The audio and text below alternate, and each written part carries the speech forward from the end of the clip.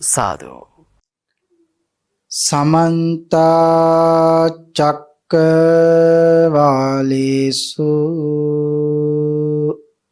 අත්‍රා ගච්ඡන්තු දේවතා සද්ධම්මං මුනි රාජස්ස සුනන්තු සග්ග මොක්ඛදං ධම්ම ශ්‍රවණ කාලෝ අයං බදන්තා ධම්ම ශ්‍රවණ කාලෝ අයං බදන්තා සද්ධම්ම ශ්‍රවණ කාලෝ අයං බදන්තා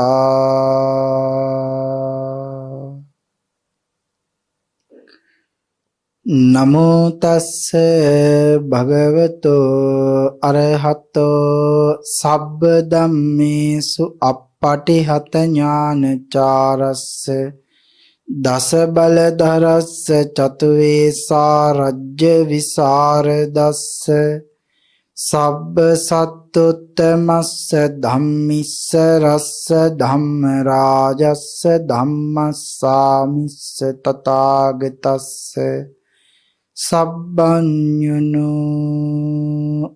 සම්මා සම්බුද්දස්ස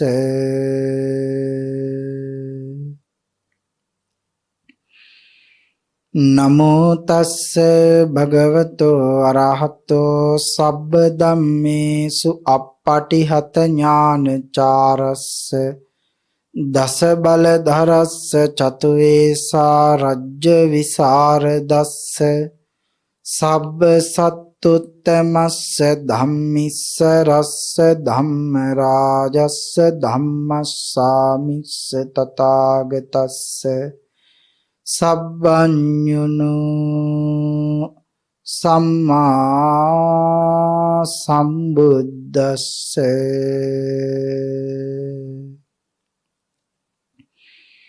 නමෝ තස්ස භගවතෝ අරහතෝ සබ්බ ධම්මේසු අප්පටිහත ඥානචාරස්ස දස බලධරස්ස චතුවේසා රජ්‍ය විසරදස්ස සබ්බ සත්තුත්තමස්ස ධම්මිස්ස රස්ස ධම්ම රාජස්ස ධම්මස්සාමිස්ස තථාගතස්ස සබ්බඤුනෝ සම්මා සම්බුද්දස්ස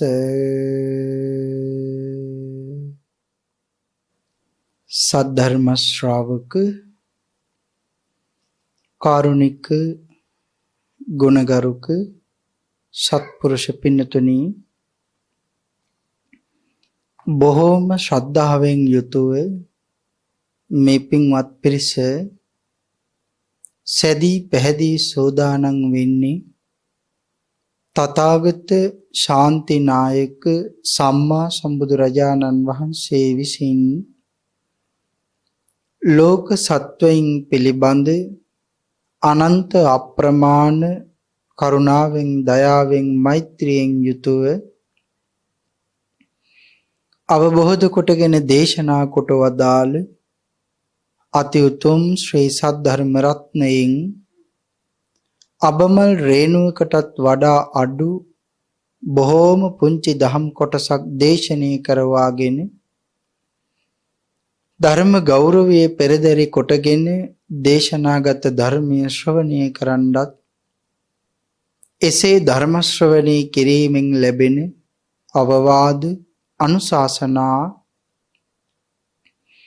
තම තමන්ගේ ජීවිතවලට එකතු කරගෙන වඩාත් නිවැරදි ඊ타මත් ධර්මානුකූල වූ මෙලව ජීවිතයක් සකස් කරගන්නත් ධර්මානුකූලව නිවැරදි වූ මෙලව ජීවිතයක් තුළින් පරලෝව සුගතිගාමී වූ ආයතික භවගාමී ජීවිතයකින් සැනසීමේ අති උතුම් වූ පරම පවිත්‍ර චේතනාවෙනුයි සද්ධර්ම ශ්‍රවණේ සඳහා සැදී පැහැදී සෝදානම් වෙන්නේ. පින්තුනි, මේ ලෝක ධාතුවේ පවතින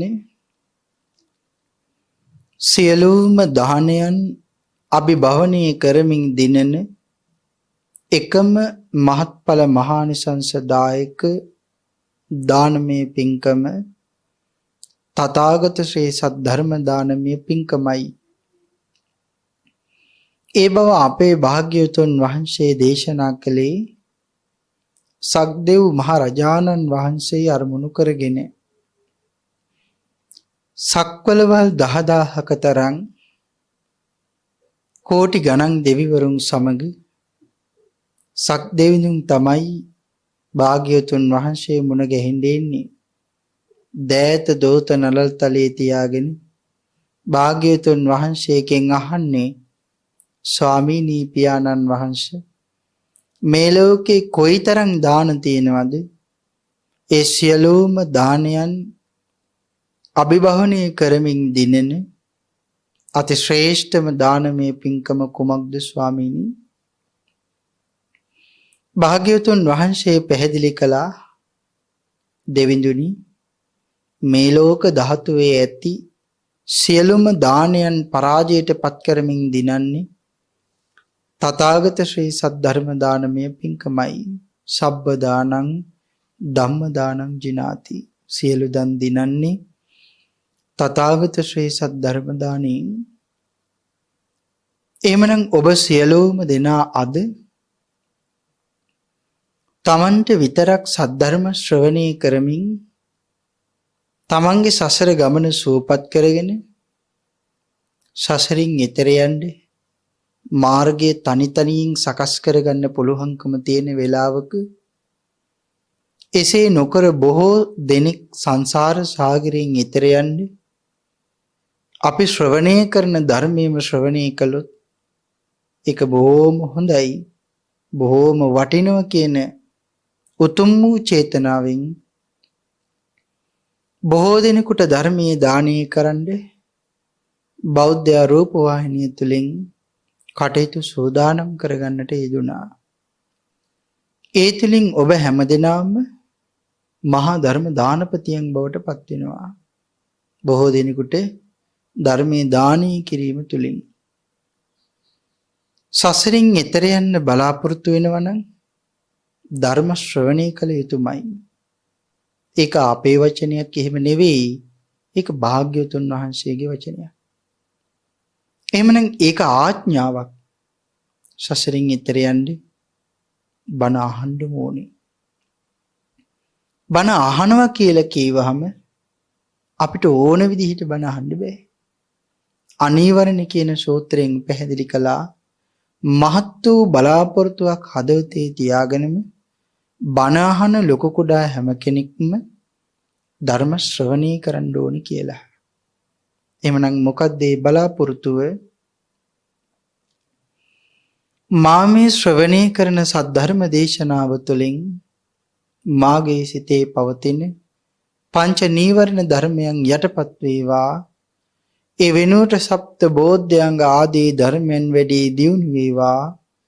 මේ අති ශ්‍රේෂ්ඨ සද්ධර්ම දේශනාව අතරතුරදීම මාහට අති උතුම් වූ මාර්ගයක් ඵලයක් අවබෝධ වේවා කියන ප්‍රාර්ථනාවෙන් යුක්තවම සද්ධර්ම ශ්‍රවණය කරන්ට ඕන යන බව අපේ පියාණන් වහන්සේ අපට පැහැදිලි කළා.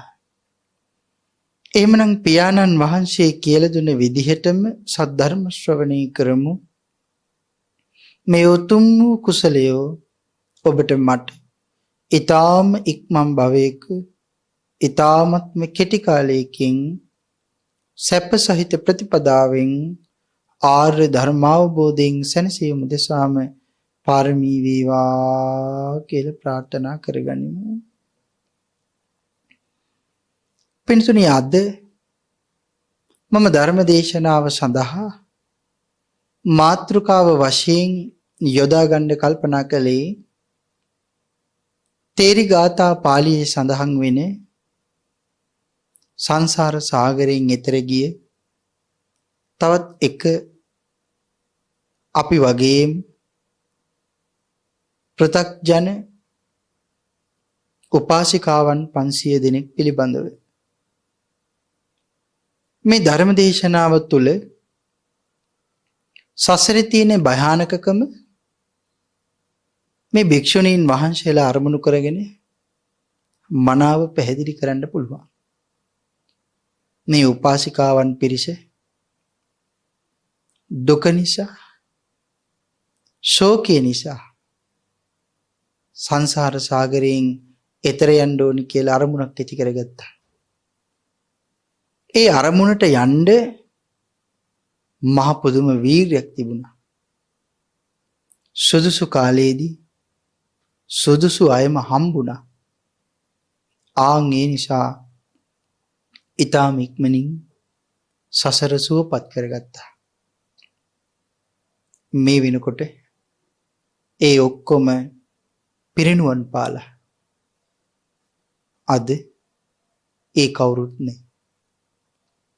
හැබැයි ධර්මපර්යාය අපට ඉතිරි කළා. ඒ නිසා ඒ උපාසිකාවන් 500 දෙනා පිළිබඳව කාරණා සාකච්ඡා කරමින් අපි හැකිතරම් දුරට ධර්ම කාරණා ටික අද සාකච්ඡා කරමු. අපේ ලෝතුරා බුදු පියාණන් වහන්සේගේ කාලේ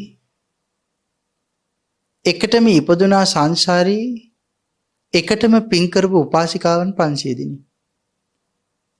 එහෙම ඉපදෙන්නත් මහ පුදුම පිනක් තියෙන්න ඕනේ.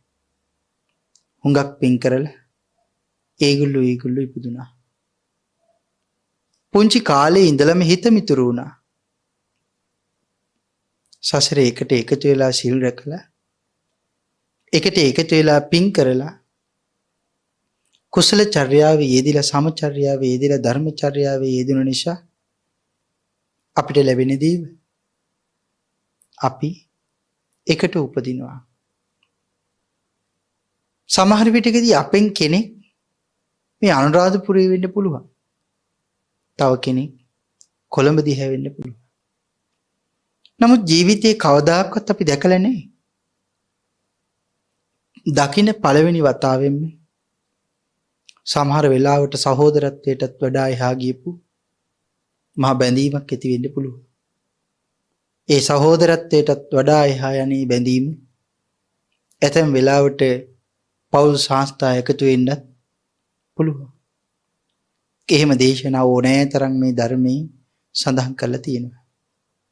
මොකක් නිසාද? සසරේ එකට එකතු වෙලා පින් කරපු නිසා. ඒකට හොඳම උදාහරණයක් සඳහන් කරනවා කුක්කුට මිත්ත. රජගහ නුවර ඉඳපු වැද්දෙක්.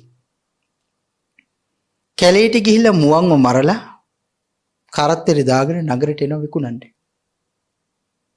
එහෙම එනකොට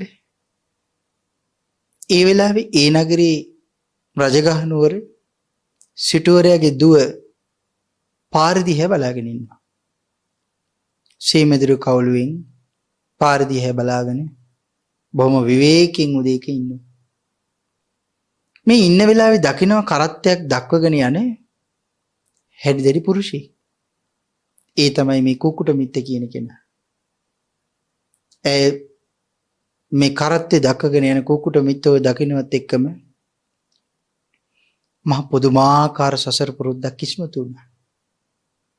හරියට නිකන් මහ පුදුම දැනීමක් තියෙනවා වගේ.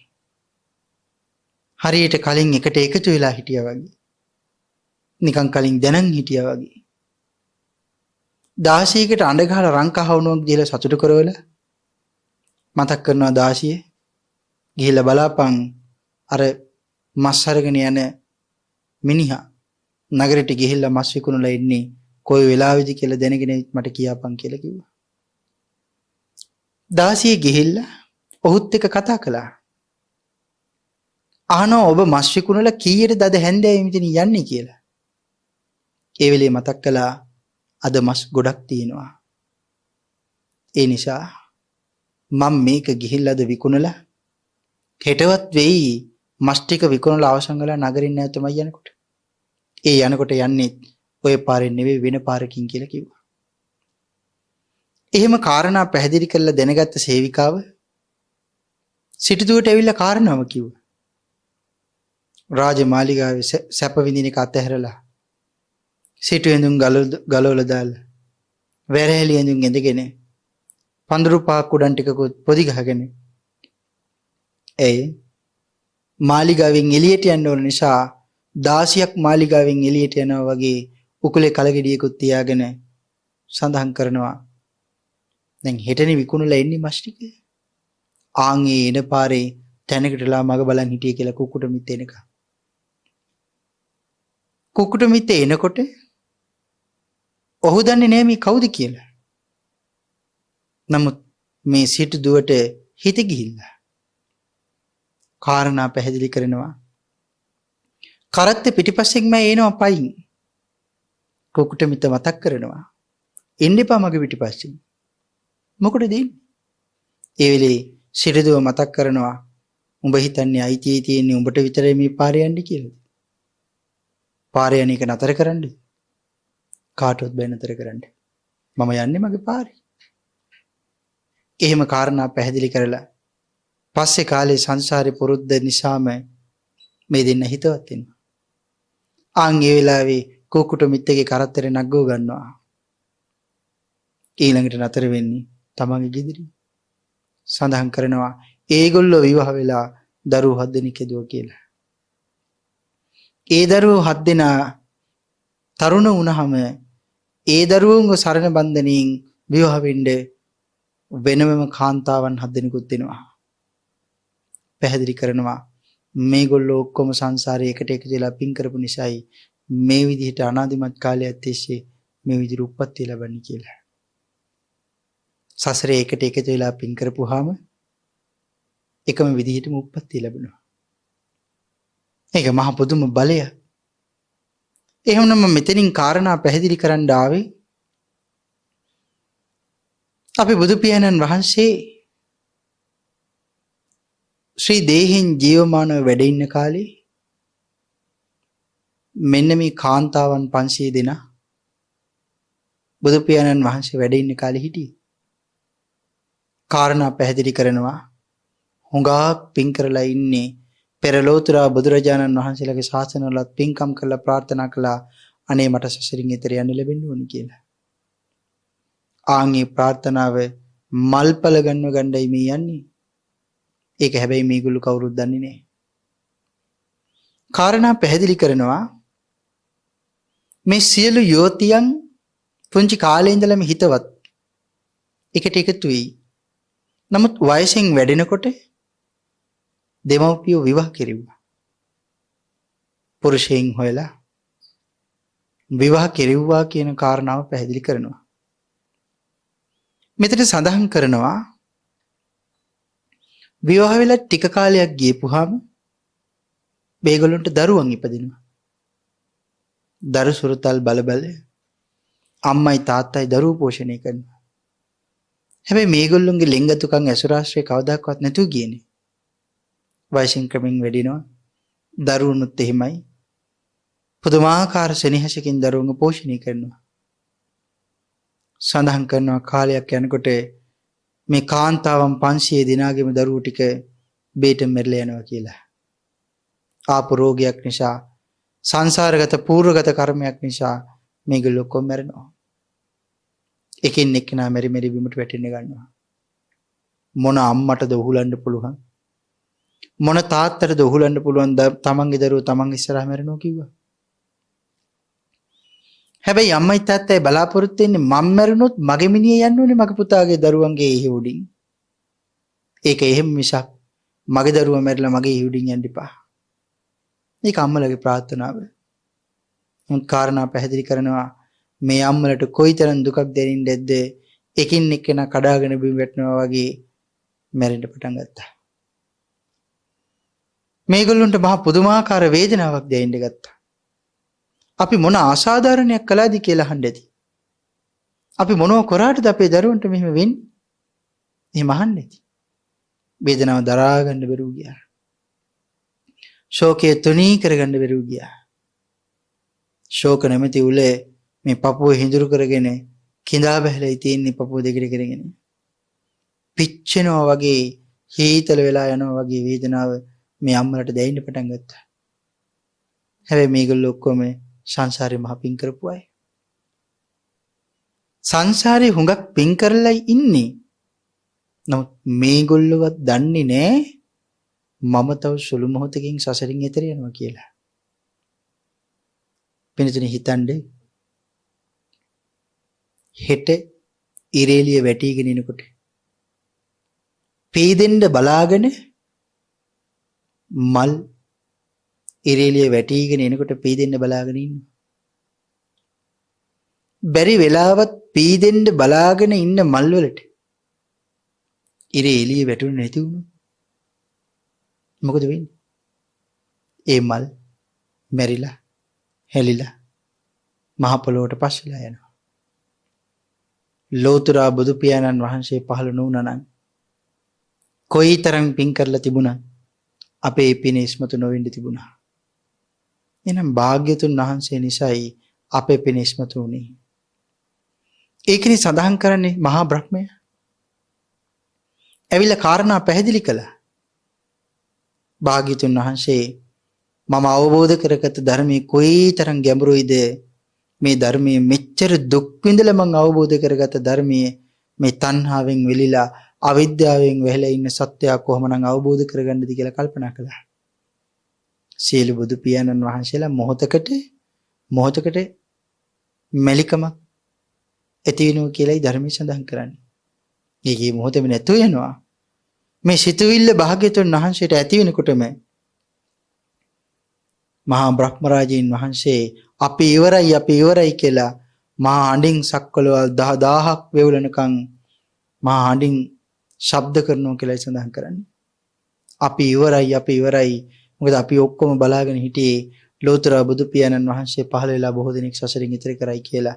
නමුත් උන්වහන්සේ ධර්මයේ දේශනා නොකර ඉන්න හිතනවා කියලායි බය වුනේ. ඒ වෙලේ තවත් සක්වලවල් 10000ක බ්‍රහ්මරාජීන් වහන්සේලා ලක්ෂ සංඛ්‍යාත ප්‍රමාණයක් පිරිවරාගෙන අපි බුදු පියාණන් වහන්සේව හම්බ වෙන්න ආවා. ළඟට ඇවිල්ලා එක දණක් බිම ඇනලා අනිත් දණ කෙලින් තියාගෙන ඒ දණ උඩ අද්දක තියාගෙන දෑත දෝත නළල තලයේ තියාගෙන වැඳගෙන කිව්වා ස්වාමීනි භාග්‍යවතුන් වහන්සේ ධර්මයේ දේශනා කරනසේක්වා. ස්වාමීනි භාග්‍යවතුන් වහන්සේ මේ මුළු දඹදිව තලයේ පුරාවටම අන්‍යාගමික සාත්‍රුවරු වැරදි සාත්‍රුවරු බොරුකාරයෝ විස උහුරලයි තියෙන්නේ කිව්වා. විස උල්කට උහුරලයි තියෙන්නේ ස්වාමීනි කිව්වා. ඒ නිසා ස්වාමීනි ඔබ වහන්සේ පහළ වෙනකන් අපි බලන් හිටියේ. ඔබ වහන්සේ ධර්මයේ දේශනා නොකළොත් කොහොමද මේ අහිංසක මිනිස්සු සසරින් එතර යන්නේ? අනුකම්පා කරනසේක්වා ස්වාමීනි. අනුග්‍රහ කරනසේක්වා. බ්‍රහ්මා යාචන සූත්‍රයේ පුරාවටම සඳහන් කරලා තියෙන්නේ මහා බ්‍රහ්මයා ඉල්ලපු ඉල්ලීම අශ්‍රීමත් ඉල්ලීම. ඒ තරම් අනුකම්පාවක් ඒ අති උත්තම යනන් වහන්සේලාගේ හිතේ තිබුණා. තවත් භාග්‍යතුන් වහන්සේ නියඳයි. ඒ වෙලේ මතක් කරනවා ස්වාමීනි ඔබ වහන්සේ ධර්මයේ දේශනා කරන්න අපිට අනුකම්පා කරලා ඔබ වහන්සේ ධර්මයේ දේශනා නොකළොත් සංසාර සාගරයෙන් එතර යන්න පිං තියෙන තරම් අහිංසක සත්‍යය කොහොමද සසරින් එතර යන්නේ ස්වාමීනි? එහෙම කාරණා අහන්නේ. එහෙම අහනකොටත් බුදු පියාණන් වහන්සේ නිහඬයි. ඒ වෙනකොටත් භාග්‍යතුන් වහන්සේ අදිෂ්ඨාන කරලා ඉවරයි ධර්මයේ දේශනා කරන්නේ. නමුත් ඒක මහා බ්‍රහ්මයට වැටහෙන්නේ නෑනේ. ඒ නිසා ඉල්ලීම් කරනවා. ඒ වෙලේ මතක් කළා ස්වාමීනි භාග්‍යවතුන් වහන්සේ ඔබ වහන්සේ මේ සියලු සත්‍යයට ධර්මයේ දේශනා කරන්නේ. ඔබ වහන්සේ ධර්මයේ දේශනා කරනකොට මේ මිනිස්සු අහන්නේ නැතිනම් මගේ බලයෙන් හරි මේ මිනිස්සුන් ඔබ වහන්සේගේ ධර්මයේ අහන අය බවට මම පත් කරන්නම් ස්වාමීනි. ඒ තරම් අනුකම්පාවක් ඒ අති උත්තමයන්න් වහන්සේලා ළඟ අපි වෙනුවෙන් තිබුණා. තාමත් ඒ අනුකම්පාව ඒ විදිහටම තියෙනවා. ඒ වෙලේ භාග්‍යවතුන් වහන්සේ පැහැදිලි කරන්නේ මහ බඹුනි අමාදර විවර කරලයි තියෙන්නේ සදහැත්තෝ සදහ මුදත්වා. දොර ඇරලායි තියෙන්නේ. ඇතුළට යන්නයි තියෙන්නේ කැමති කෙනෙකුට. අමා දොර ඇරියා. විවර කරලායි තියෙන්නේ. එහෙනම් සම්මා සම්බුද්ධ ශාසනය කියන ගුහාවට ඇතුල් වෙන්න නම් දොර ඇරලායි තියෙන්නේ. නමුත් ඒ දොර ඇරගෙන යන්න නම් ශ්‍රද්ධාව කියන යතුරු තියෙන්න ඕනේ. එහෙමයි බුදු පියාණන් වහන්සේ පැහැදිලි කළේ. මං කියන්න ආවේ එදා භාග්‍යවතුන් වහන්සේ දැනගෙන හිටියා මේගොල්ලෝ සසරින් එතර යනවා කියලා. නමුත් මේගොල්ලෝ අඬනවා, දොඩනවා, වේදනාව විඳිනවා. මොකක් නිසාද? දරු සෙනෙහස නිසා. පුත්‍ර ප්‍රේමය දරා ගන්න බැරුව වේදනාව විඳිනවා. කොයිතරම් කඳුළු වගුරුවන්ද ඇද්ද? කොයිතරම් වේදනාවක් හිතට දැනෙන්නේ නැද්ද? පෙර මතකයන් අවුස් හදවත රිද්දෙනකොට කොයිතරම් වේදනාවක් දැනෙන්නේ නැද්ද?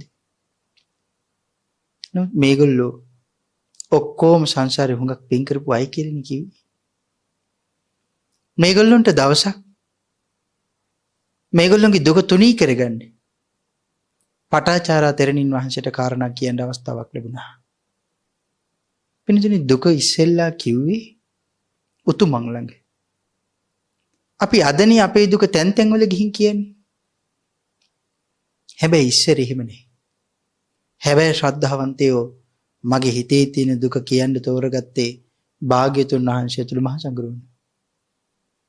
සමහර අය අඬාගෙන ඇවිල්ලා මතක් කළා ස්වාමීනි මගේ හිත හුඟක් රිදෙනවා මට හුඟක් වේදනයි. භාග්‍යතුන් වහන්සේ මගේ ස්වාමියා මැරිලා කොහොමනම් මේ වේදනාව මන් දරා ගන්නද ස්වාමීනි කියලා ශ්‍රී පාද පද්මයන් ළඟ දණින් වැටලා කඳුළු හෙලෙලා අඬපු මිනිස්සු කාන්තාව කොයිතරම් හිටියද? ස්වාමීනි මගේ දරුවා මැරිලා මට දරා ගන්න බෑ මගේ හිතේ ශෝකේ තුනී කරන්න ස්වාමීනි කියලා ඉල්ලපු උපාසකයෙක් කොයිතරම් හිටියද? පවුල් වලින් ගහලා එලවපු බමුණන්ව බිරිඳයි දරුවෝ ඔක්කොම එකතු වෙලා ගහලා එලවලා කාලඟට ඇවිල්ලාද දුක කිව්වේ භාග්‍යතුන් ස්වාමීන් වහන්සේ. හිතන්නේ අපිට දුකක් වේදනාවක් දැවුනහම අපි සමහර වෙලාවට අපේ දුක කියන්නේ දෙවියන්ට. එහෙම නේද? දෙවියන්ට. මේ දෙවියන්ට දුක කියනකොට සම්මාදිට්ඨිගත දෙවියන්ට දුක කිව්වද? බැරි වෙලාවත් අපි දුක කියලා තියෙන්නේ සම්මාදිට්ඨිගත දෙවියන්ට වඩා මිත්‍යා දෘෂ්ටිගත දෙවියන්ට. ඉතින් අපි ගිහිල්ලා මිත්‍යා දෘෂ්ටිගත දෙවියන් ළඟ අඬනවා සීමාවක් නැහැ. මහා කළු ගලක් ළඟ ගිහිල්ලා ඇඬුවට කළු ගලෙන් අපට උපකාරයක් ලැබෙයිද? ලැබෙන්නේ නැහැ. හැරිලවත් බලන්නේ. මහ ලොකු පිළිකාවක් ඇදිලා හෙට මැරෙන්න යන කෙනෙක්. පැය 6ක ශල්‍ය කර්මයක් කළොත් ජීවිතේ බේරගන්න පුළුවන්. කිසිම කරුණාවක් ගෑවිලාවත් නැති වෛද්‍යවරයෙක් ළඟ ගිහිල්ලා ඒ සියලුම පැය ගණන ඉක්මනකම් ඇඬුවත් ඒ වෛද්‍යවරයා උපකාර කරන්න නැත්නම් වැඩක් තියෙන්නේ නෑ. මං අඬනවා නම් අඬන්න ඕනේ. මගේ දුක කියනවා නම් දුක කියන්න ඕනේ. මට පිහිට වෙන කෙනෙක් ළඟට. එහෙමනම් මෙතන පැහැදිලි කරනවා මේ සියලුම දෙනා එදා ගිහිල්ලා දුක කිව්වේ පටාචාරා මෙහෙණින් වහන්සේ ළඟ. දැන් අපි පිළිතුන් දන්නවා පටාචාරා මෙහෙණින් වහන්සේත් කවුද කියලා. කවුද මේ පටාචාරා මෙහෙණින් වහන්සේ කියන්නේ? දරුවෝ නැතුව ගියා. ස්වාමී නැතුව ගියා. ඔක්කොම දමල ගහලා ජීවිතේ මහා පුදුමාකාර දුකක් දරාගෙන අම්මවයි තාත්තවයි හොයාගෙන මම නැවත අම්මයි තාත්තයි ගාවට යනවා. මගේ සහෝදරයා ගාවට මං යනවා කියලා මාලිගාවට එනකොට මාලිගාව කඩාගෙන ඉట్లా අම්මයි තාත්තයි සහෝදරයයි මැරිලා. මිනිස්සු ඇයට හූ කිව්වා. මිනිස්සු ඇයට නිඳා කළා. ඇයිගේ හිත දරා ගන්න බැරි ශෝකයකින් පිරලා ඉතිරිලා ගියා. කාලඟටද දුවගෙන ගියේ භාග්‍යවතුන් වහන්සේලාට. එදා භාග්‍යවතුන් වහන්සේගේ අසීමාන්තික පිහිට කොයිතරම්ද? පිළිතුරු මේ සම්මා සම්බුද්ධ ශාසනය කියන්නේ රෝගීන්ව ගාල් කරන තැනක් එහෙම නෙවෙයි. බොහෝ වෙලාවට අපිට සමහර කාරණා වැරදිලා. මේ සම්මා සම්බුද්ධ ශාසනය කියන්නේ රෝගීන්ව ගාල් කරන තැනක් එහෙම නෙවෙයි. හැබැයි සම්මා සම්බුද්ධ ශාසනය කියන්නේ හැමෝම සුවපත් කරන තැන. පැත්තකින් අපි හිතුවොත් අපි රෝගීන් කියලා සම්මා සම්බුද්ධ ශාසනය කියන්නේ ලෝතර බුදු පියාණන් වහන්සේ නැමැති මහා වෛද්‍යවරයාණන් වහන්සේගේ රෝහල. උන්වහන්සේගේ බෙහෙත තමයි අපිට මේ දාන සීල භාවනා ආදී ඉඳලා මේ අපිට මේ භාග්‍යවතුන් වහන්සේ උගන්වන්නේ මේ කියලා දුන්නේ. මේ සියල්ලම මොනව වෙනුවෙන්ද? අපිව සූපත් කරන්න. වෙන කාවවත් සූපත් කරන්න නෙවෙයි, අපිව සූපත් කරන්න. එහෙමනම් එදා මේගොල්ලෝ ඔක්කොම පටාචාරා රහත් තෙරණින් වහන්සේ බුදු පියාණන් වහන්සේගේ අනුග්‍රහය නිසා සසරින් ඈතර වුණේ. ඒ උත්තමාවිය ළඟ අඬ කඳුළු ගංගා වගුරුමින් දුක කිව්වා. එහෙම දුක කියනකොට ඒ දුක දරා ගන්න බැරුව වේදනාව ප්‍රකාශ කරනකන් ඊටාම නිහඬව පටාචාරා මෙහෙණින් වහන්සේ අහගෙන හිටියා. කට ඇරලා නම් කිව්වේ නෑ, අඬන්න එපා දැන් කියලා කිව්වේ නෑ. ඒගොල්ලෝ කතා කරලා ඉවර වෙනකම්ම දුක කියලා ඉවර වෙනකන් නිහඬව හිටියා. ඊට පස්සේ ඒ උත්තමිය හඬ අවදි කළා. ඒ වෙලේ මතක් කරන්නේ මේ ලෝකෙට අපේ ආරාධනාවෙන් කවුරුත් එන්නේ නේද දේනිවරුනි කියලා ඇහුවා. උපාසිකාවෙනි, මේ ලෝකෙට කෙනෙක් එනකොට මං ආරාධනා කළාද මගේ පුතේ මගේ කුසට එන්න කියලා?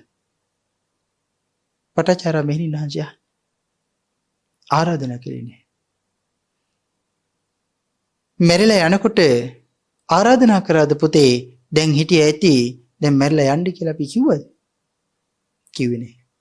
එහෙනම් ආරාධනාවක් නැතුවමයි ආවේ උපාසිකාවරුනි. අපේ කුසාරහ කෙනෙක් ඉපදුනා නම් ඒ ඉපදුන ඔක්කොම ආරාධනාවක් නැතුවයි ආවේ. ආරාධනාවක් නැතුවමයි යන්න ගියේ.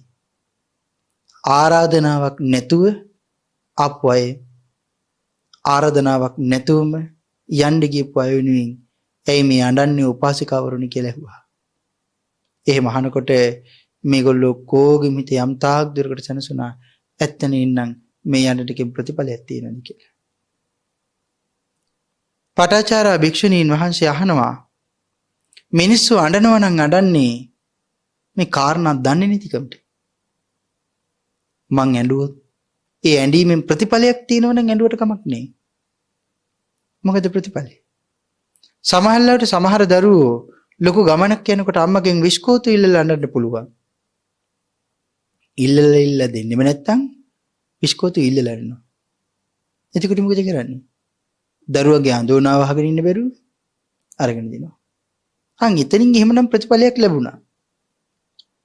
හැබැයි මං අඬනවා මගේ මුළු ජීවිත කාලෙම ළඟින් ඉඳලා මාව අතහැරලා දාලා ගිහපු මගේ ස්වාමියා, මගේ බිරිඳ, මගේ දරුවෝ, මගේ ඥාතිවරු, මං ඊටාම ළඟින් ඇසුරු කරපු නිශ්චය කරපු අය අඬනවා. වේදනාව දරා ගන්න බැරුව මැරිලා ගියපුවාම අතීතේ පෙර නිමිති ඔක්කොම මතක් කර නැවත කරකෝ ඔක්කොම හිතෙනවා. අනේ දැන් හිටියානම්, අනේ එදා හිටියානම්, මේ මොහොතේදී හිටියානම් අපි එහෙම හිතෙනවා. එහෙම හිතලා අපි අඬනවා. සමහරවිට මලමිනිය බදාගෙන අඬනවා, මගේ තාත්තේ මාව දාලා යන්න එපා, මගේ අම්මේ මාව දාලා යන්න එපා. එහෙම කියලා අපි මිනිහ බදාගෙන අඬනවා. ඇඬුවට කමක් නැහැ, ප්‍රතිඵලයක් තියෙනවා නම් මිනිහ නැගිටලා එනවා, "දහා පුතේ මං එනවා උඹලව දාලා යන්නේ" කියලා. එනවද? නෑ, එන්නේ නෑ. එහෙමනම් හිතන්නේ අඬනකොට නැවත නැගිටලා එනවනම්, අන්නකොට මැරෙන්නේ නැතුව ඉන්නවනම් ඇඬීමේ ප්‍රතිඵලයක් තියෙනවා. හැබැයි මං ඇඬුවට කවදාකවත් ඒගොල්ලෝ මං ගාවට නැවත එනවද? ඉන්නේ. ආන් ඒ නිසා භාග්‍යතුන් වහන්සේ පැහැදිලි කළා අඬන්න එපා කියලා. වීරවන්ත වෙන්න කියලා පැහැදිලි කළේ. දුක දැනෙනවා හිතට. නිරන්තරයෙන් අපි පෘථග්ජනයි. හිතේ ශෝකය හැම වෙලෙම දැනෙනවා. නිකමට හිතන්නකෝ සංසාරේ කොයිතරම් දිගයිද? අනමතග්ග සංයුත්තේ පැහැදිලි කළේ මම මගේ ස්වාමියා වෙනුවෙන් විතරක් අඬාපෝ කඳුළු ගංගාව එකතු කළොත් ස්වාමියා වෙනුවෙන් විතරක් මේ සතර මහා සාගරයේ තියෙන ජල කඳට වඩා වැඩි. ඒ කියන්නේ මේ ජීවිතේ මම එක ජීවිතයකට අඬන කඳුළු ටික එකතු කළොත් කලකිරි දෙක තුනක් එකතු කරගන්න පුළුවන් වෙයි. එතකොට මෙච්චර අනාදිමත් සසරේ මං අඬාපු කඳුළු ටික එකතු කළොත් කොච්චරද? සතර මහා සාගරයේ තියෙන ජල කඳට වඩා වැඩි. හැබැයි ඒ වැඩි අම්මා මට ගහලා තාත්තා මට ගහලා අනිත් අය මාව රිද්දලා අඬලා නෙවෙයි. මගේ ස්වාමියා වෙනුවෙන් විතරක් මං අඬාපු කඳුළු ටික. එතකොට අද පිරිමි බවට පත් වෙලා ඉන්න ඔයගොල්ලෝ ඔක්කොම කොයිතරම් කාන්තාවන් වෙලා ඉපදින්න ඇද්ද? අද කාන්තාවන් වෙලා ඉන්න ඔයගොල්ලෝ ඔක්කොම කොයිතරම් පිරිමි වෙලා ඉපදින්න ඇද්ද? අද බෙරිඳයි ස්වාමියයි හැබැයි එදා අක්කයි මල්ලි. එහෙම නැතිනම් නංගි මල්ලි. එහෙම නැතිනම් මේ ජීවිතේ මුවයි මුව අම්මයි මුව පැටියයි මුව අම්මයි. ඊළඟ ජීවිතේ කොටි දෙනයි සර්පයයි. කොයිතරම් වෛරයිද? එතන මේ විදිහට මේ සසර සැකසෙනවා. මේ ජීවිතේදී මගේ අම්මා ඊළඟ ජීවිතේදී මම මුවෙක් වෙලා ඉපදුනහම මම පිටිපස්සේ එලෝල මාව මරලා දාන සිංහ දෙන්නේ. ඊළඟ ජීවිතේදී මගේ අම්මා මිනිස්සෙයි. මම ඒ හොර වැඩ කරපු ඒ මිනිහයාගේ බෙල්ල කපලා දාන වදකයා. මෙහෙම තමයි මේ සසර අපට සලකන්නේ. ආන් ඒ නිසා පැහැදිලි කළේ මේ සසර හුඟක් දෙගයි මහණෙනි, මේ සසර හුඟක් භයානකයි මහණෙනි කියලා. එදා පටාචාරා මෙහෙණින් වහන්සේ මෙහෙම කාරණා අහනවා. මෙතනින් වෙන තැනකට යන්න යනවා දවසක. ඒ කියන්නේ මෙතනම අපි හැමදාම ඉන්න නෙවෙයිනේ ආවේ. පුංචි අපි ලොකු වෙනවා. ලස්සන වෙනවා. ටික කාලයක් යනකොට ඒ ලස්සන නැතුව යනවා. ලස්සන නැතුව ගියපුවාම ජරාවටපත් වෙලා, අබල දුබල වෙලා, ව්‍යාධියටපත් වෙලා, වයසට ගිහිල්ලත් ඒකෙත් වයසට යනවා. ඒ කියන්නේ හැරමිටි ගන්න යන කාලේ. එතනත් වයසට යනවා. ලෙඩ ඇඳට වැටෙනවා. එතන ලෙඩ ඇඳේ අසෝචි මල මූත්‍රා වගුරුවගෙන හරි අපිට මැරෙන්න වෙනවා. මරණාසන්න වේදනාව කොයි තරම්නම් භයානකද? ජීවිතේ එක වතාවක්වත් මේ ධර්ම කාරණා අපි ප්‍රගුණ කරලා තියෙනවද? මේ කාරණා හොඳට හිතන්න. මේ ලෝකෙට ආවේ පාරමී පුරා ගන්න. පාරමී පුරා ගන්න ආපු අපි අහුණා පංචකාමයට. මාර්යාගයම. ආන් ඒ නිසා අපමණ රේණුක තරම්වත් මේ භවය වර්ණනා කරන්න නැති ලෝතර බුදුරජාණන් වහන්සේලා සංසාරයෙන් එතර යන්න මේ මිහිරි ශාසනය අපට ගෙනල්ලා දුන්නාම අපි මේ ලෝකේ කොයිතරම් ලස්සනයිද කී ලස්සන හොය ගියා. තාමත් ලස්සන හොය දුවනවා. කොයිතරම් අපි රැවටිලාද? එක දවසක්වත් ලස්සනක් දැකලා අපි නතර වුණාද? දැන් මං ලස්සන දැක්ක ඇති කියලා. මේ ඇස් දෙකට පෙන්නෙන තරමක් රූප පෙන්නවා. ඊට වඩා තව අද ලස්සනක් දැක්කොත් අද හවස හෙට උදේ ඊට වඩා ලොකු ලස්සනක් ආයෙ හොයන්න. ඇතිවීමක් තියෙනවද? නෑ ඇතිවීමක් නෑ. ඕනෑ තරම් ගීත ඇහුවා අපේ කන් දෙකෙන්. ඕන නැති දේවලුත් ඇහුවා, ඕන දේවලුත් ඇහුවා, හොඳ නරක ඔක්කොම ඇහුවා. අපි ඕවට හිතෙන් බැඳුනා. ඇතිවීමක් තිබුණාද? ශරීරයට ස්පර්ශය දුන්න ඇතිවීමක් තිබුණාද? නෑ තාමත් මදි. එතකොට ඇතිවීමක් තියෙනවද? නෑ කවදාකවත් ඇතිවීමක් නෑ. එහෙනම් කවදාකවත් අපිට ඇති වෙන්නේ නෑ. ඇයි ඇති වෙන්නේ නැත්තේ? සංසාර සාගරේ අපි හැමෝම තෘෂ්ණාදිගත සත්තු නිසා. තෘෂ්ණාදිගත වෙලා මේ සංසාරේ සැරිසන්න නිසා. ආන් එහෙමනම් එකම පිහිට ලෝතර බුදු පියාණන් වහන්සේ කියලා දුන්න ධර්මයේ අවබෝධ කරගෙන මේ මාර්ගයේ ගමන් කරන එක. හිතන්නකෝ මේ ජීවිතේ මගේ දරුවා හොඳට ඉන්නවා. ඊළඟ ජීවිතේ මගේ දරුවා මැරෙනවා නම් දැම මම ප්‍රාර්ථනා කරනවා එහෙමනම් ඒ දරුවා මැරෙන්න එපා කියලා. අපි ඊට වඩා ක්‍රමයක් හෙව්වේ නෑ. මමත් සසරින් එතර යන්න ඕනේ. සසරින් එතර ගියොත් මට ඊළඟ ජීවිතයක් නෑ. එහෙම වුණොත් මගේ කුසෙන් දරුවෙක් මට දාව ඉපදෙන්නේ නෑ. අපි එහෙම හිතනවට වඩා අපි කල්පනා කරන්නේ මට ඊළඟ ජීවිතේදී හම්බෙන දරුවා මැරෙන්න එපා කියලා කියන්නේ. මේ සසරේ හැකි තාක් දිගස්ස ගන්නයි අපි කටයුතු කරන්නේ. මේ ලබාගත් බුද්ධෝත්පාදේ නම් අතහැර ගන්න එපා. මේ බුද්ධෝත්පාදය දුරස් වෙලා අපෙන් ගියපුවාම තව කොයිතරම් කාලයක් ඇයිද මෛත්‍රී භාග්‍යතුන් වහන්සේගේ ශාසනයේ ඉන්නේ. උන්වහන්සේගේ ශාසනයෙන් පස්සේ කොයිතරම් කාලයක් මේ මුළු ලෝකෙම ඝන අඳුරක ගිලා බසී කණීදි කියලා අපි කවුරුත් දන්නේ නැහැ.